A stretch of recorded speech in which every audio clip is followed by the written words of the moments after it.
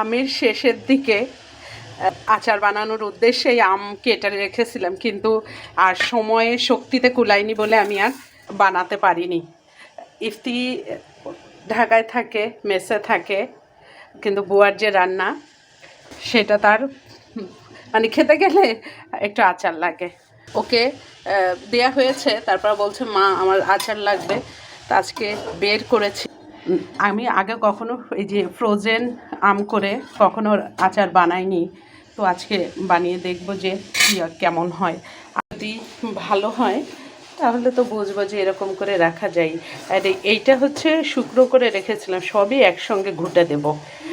আচার বানানোর পরে কেমন হলো। প্রতিবারে আম হচ্ছে ভেজে নিই, আজকে অত ধৈর্য কোনো কিছুই নাই, একবারেই হচ্ছে দিয়ে দিচ্ছি। দিলাম রসুনও,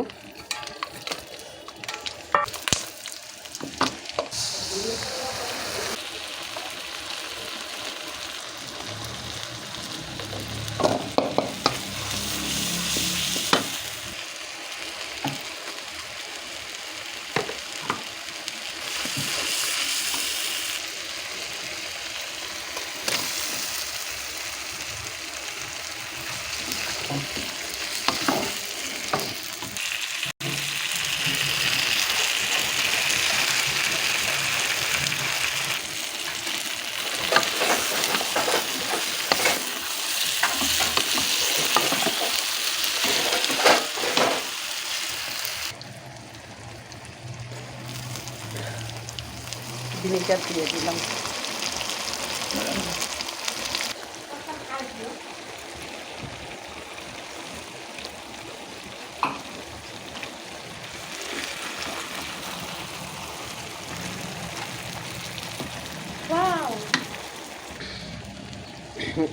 এই যে হচ্ছে আমার আচারের ফাইনাল লুক। আসলে রান্না তেমন কোনো বিষয়ই না, এই যে কুচানো আচার, কুচানো আম আর হচ্ছে এই আস্ত আম, এইটা দিয়ে যে একসঙ্গে আচার বানানো যায়, এটা আজকেই আমি প্রথম উদ্ভাবন করলাম। আপনি যেমন করে রান্না করবেন সেইটাই হবে সঠিক। এখানে কেউ যদি বলেন যে এরকম করা যায় কিনা, আচ্ছা যায় না, আমি করব, অসুবিধা কী। এই যে আমার সময়ের অভাবে আমি ফ্রিজে রেখে দিয়েছিলাম, এখন যে জিনিসটা নষ্ট না করে আমি যে করতে পারছি, এইটুকুই আমার যথেষ্ট। আমার টেবিলে দেয়া হলে খাওয়া হয়ে যাবে। তো এই যে কেমন হলো জানাবেন।